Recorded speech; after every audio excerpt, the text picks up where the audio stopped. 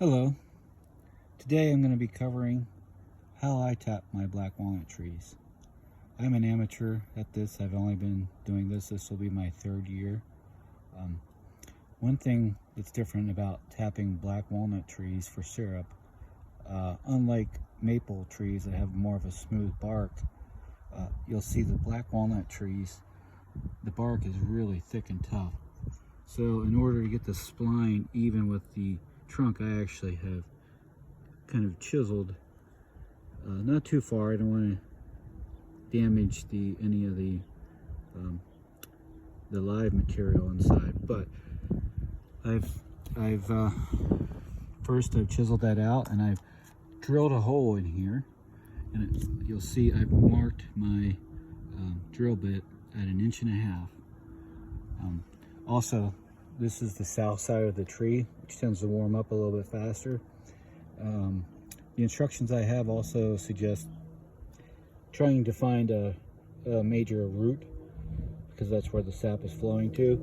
You'll see here it's really hard to tell where there might be a root coming into the ground. This area kind of has a hump. I don't know if there's a root there or not. This is a hill, so it's hard to say. However, so I've begun by chiseling out the bark so you can get that spline against the inner trunk. Behind the bark as close as I can, as close to the trunk. I've drilled this hole in at an angle so that the sap flows downhill. It's coming down from the top into the roots. So I'll be doing this to several trees. I've got several black walnuts here. I do have a couple maples I'm going to try this year for the first time. I really like the syrup from the black walnut. It has a distinct flavor that's delicious. Another thing about tapping these trees, this is the middle of February 2022.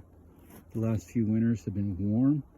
By this time last year, in the middle of February, I've found, if you wait that sap that comes after, I don't know, I'm calling a flush. I let my buckets fill about halfway full, empty them. I've noticed after about two rounds of that, the sap kind of gets a little bit bitter. I've actually used that bitter sap to kind of make a mead, what they call it, acerglyn, I believe. Kind of a syrup, fermented syrup, alcohol. But this year's been cold and it's still freezing. We still have tons of snow.